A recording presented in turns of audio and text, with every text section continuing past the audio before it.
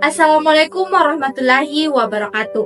Perkenalkan, nama saya Ismawati dengan NIM 2404045002. Saya merupakan mahasiswa program studi bimbingan dan konseling di Universitas Negeri Makassar.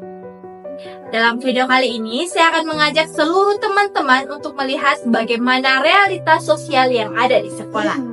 Bukan hanya dari segi akademis, tetapi juga dari segi kemanusiaan.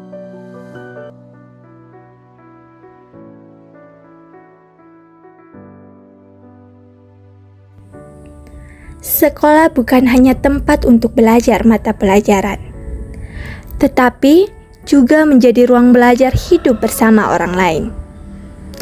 Di sini kita bertemu dengan berbagai aturan, budaya, dan cara bersikap. Namun, apakah sekolah benar-benar menjadi ruang yang adil, setara, dan ramah bagi semua?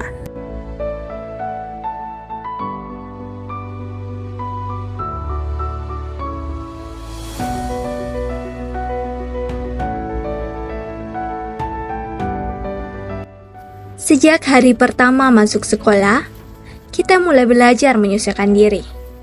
Mulai dari cara berbicara, berpakaian, hingga berinteraksi dengan teman dan guru. Tetapi, tidak semua siswa dapat menyesuaikan diri dengan mudah. Ada yang merasa minder, bahkan dikucilkan karena dianggap berbeda. Padahal, sekolah seharusnya menjadi tempat yang nyaman dan ramah bagi semua peserta didik.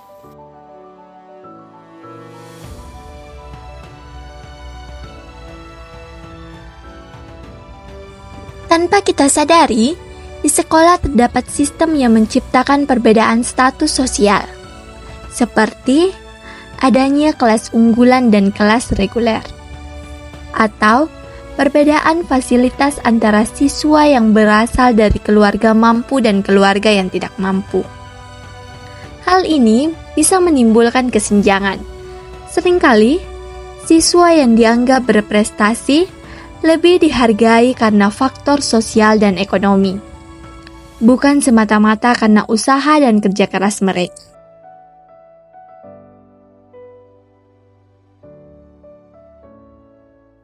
Banyak yang mengatakan bahwa pendidikan adalah jalan untuk memperbaiki kehidupan. Namun, pada kenyataannya tidak semua orang memiliki kesempatan yang sama. Siswa dari keluarga dengan kondisi ekonomi kurang mampu harus berjuang lebih keras agar bisa bersaing. Meski begitu, tak sedikit kisah inspiratif dari mereka yang berhasil menembus batas sosial karena semangat belajar yang luar biasa.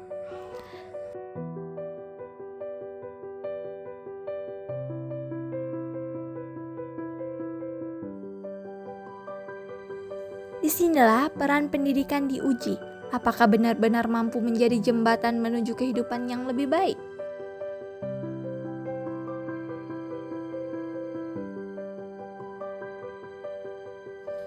Perubahan sosial yang cepat, terutama karena perkembangan teknologi dan pandemi. Hal tersebut memaksa dunia pendidikan untuk beradaptasi.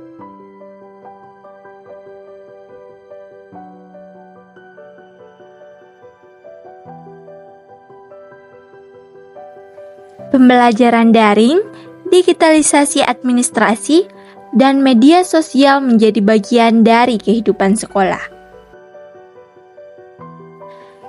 Namun, tidak semua pihak mampu beradaptasi. Ada guru yang masih kesulitan menggunakan teknologi, dan ada pula siswa yang tidak memiliki perangkat atau akses internet.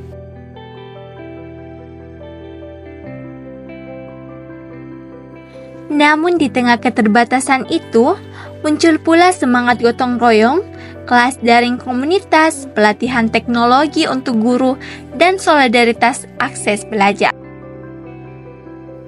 Perubahan ini menimbulkan tantangan baru sekaligus membuka peluang baru dalam dunia pendidikan.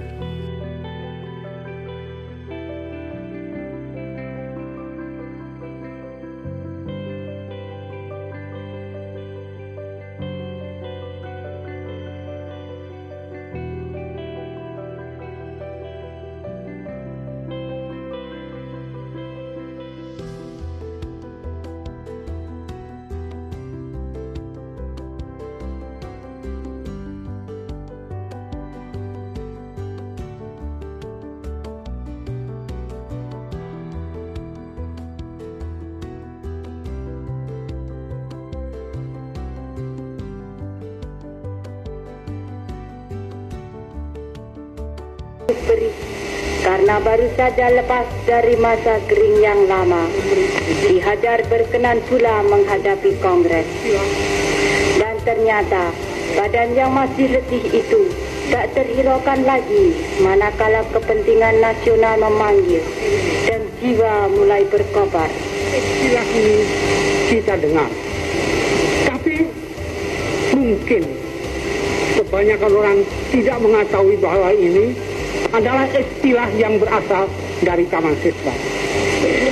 Ketika Taman Siswa berdiri di tahun 1922, maka ada satu ucapan dari presiden kita yang pertama, marhum Sutatmo Srioksumo, yang ditulis dalam karangan dalam bahasa Belanda yang berbunyi, demokrasi zonder leiderschap is een ramp voor het volk.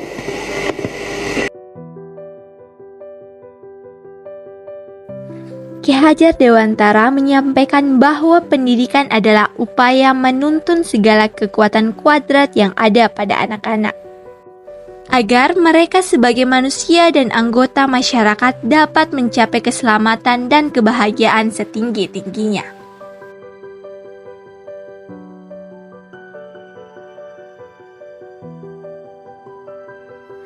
Visualisasi nilai dapat dilihat dalam semangat Merdeka Belajar.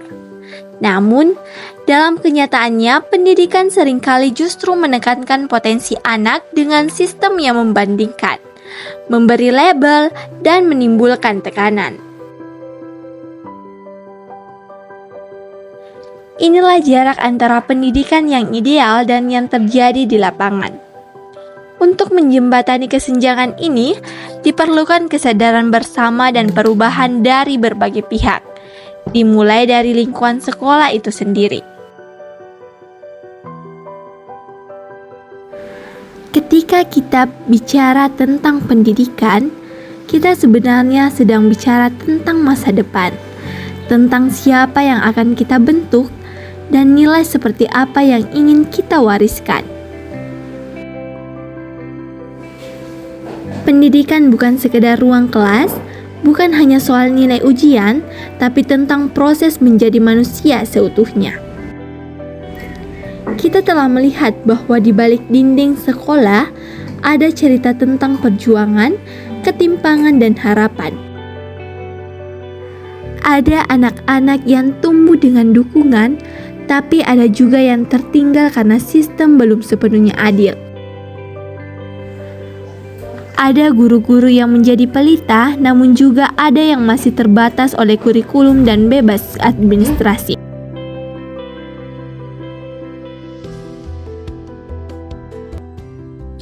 Pendidikan adalah cerminan dari nilai-nilai yang kita bangun bersama. Jika kita ingin perubahan, maka setiap dari kita harus menjadi bagian dari upaya itu, baik sebagai pendidik, peserta didik, maupun sebagai warga masyarakat. Mari kita wujudkan pendidikan yang adil, inklusif, dan memanusiakan setiap individu. Video ini disusun sebagai bagian dari tugas mata kuliah Sosioantropologi Pendidikan, dengan tujuan menggambarkan realitas sosial pendidikan dan mendorong refleksi kritis terhadap sistem yang ada.